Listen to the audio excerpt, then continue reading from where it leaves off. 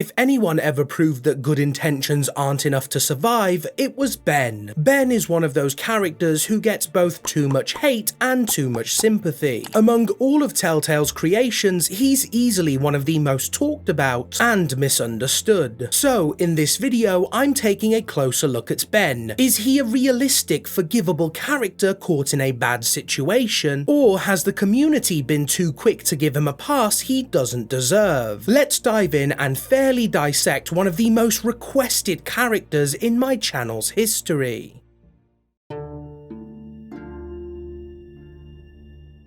When Ben is first introduced to the group, he's instantly seen as a burden by Lily, just another mouth to feed. He's a terrified kid from nowhere, reeling from the loss of the only two people he arrived with, his best friend Travis and his teacher Mr. Parker, the last adult he looked up to. Before he can even process that grief, he's already being torn into. And to make matters worse, Ben delivers a revelation that confirms the group's worst fear. It's not the bite that turns you, it's death. It's not the bite that does it. You come back no matter how you die. If you don't destroy the brain, that's just what happens. It's gonna happen to all of us. Everyone is infected. Surprisingly, after his introduction, Ben fades into the background almost entirely. Clementine is the only one who shows him any real kindness. He truly has no one, and no one at the motel ever tries to get to know him. But this isn't just an oversight, it's intentional. His invisibility reflects both his loneliness and the group's indifference. Nobody truly cares what he does, and without guidance or support, Ben makes the first fatal mistake of his life, cutting a deal with the bandits. Some medicine in exchange for temporary safety. To me, this being a controversial decision has always felt strange. Ben absolutely made the right call. His mistake wasn't the deal itself, it was hiding it. And that secrecy leads to disaster. Lee and Lily discover the truth, and the bandits retaliate by raiding the motel. It's here that Ben's role shifts, from invisible outsider to a catalyst for Kenny's arc. Duck is bitten during the raid, and Katja later takes her own life, consumed by grief. In trying to avoid conflict, Ben inadvertently caused more pain than he could have imagined. And he continues this pattern. When Lily starts pressing for answers, he panics, dodges the questions, and threatens to leave. Carly, or Doug, defends him and pays for it with their life. That's two people he knew lost, and 3 more deaths caused indirectly by his actions. But even so, I don't think this makes Ben a screw-up. In the way some fans group him with characters like Harvey or Nick, he doesn't fit that mold. Ben had good intentions from the start, and honestly, most people in his situation would have made the same deal. What sets him apart isn't the decision, it's what came after. The secrecy, the fear of confrontation, the willing to let others suffer just to avoid being blamed. Ben isn't a screw-up, he's a coward. What makes Ben even more complex is that he's fully aware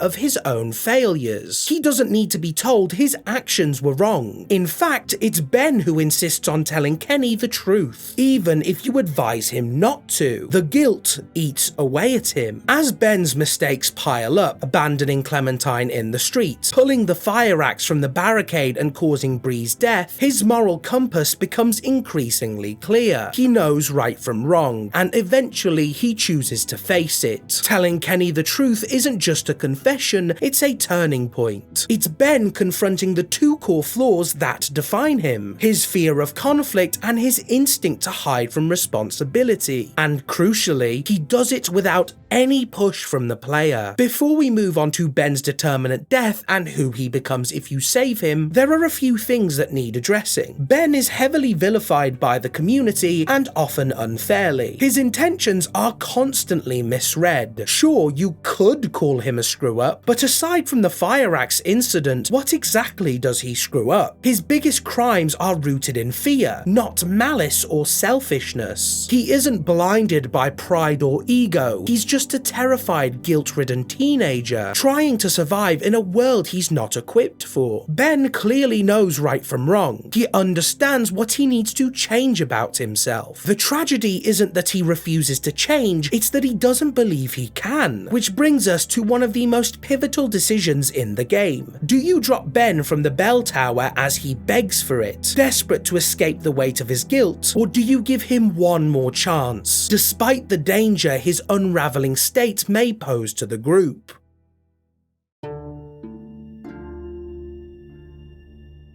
If you're like me, someone who wants every character to grow and survive, then chances are you pulled Ben up. Sure, there's an argument to be made that keeping such an unstable, guilt-ridden teen in a group with limited space is irresponsible. But in my view, a 17-year-old shouldn't be given a death sentence for mistakes rooted in fear, not malice. It doesn't align with Lee's character either, someone who was judged and condemned, yet proved his worth. And despite what Kenny says, if he were the one holding Ben's arm, he wouldn't have let go either. This choice also reveals something about the player. Throughout this entire playthrough, have you held on to your humanity, or decided the world is too brutal to keep gambling on others? If Clementine ever became a liability, would you let her fall too? This moment doesn't just challenge Lee and Kenny as protectors, it challenges you. Letting Ben live is, in many ways, the objectively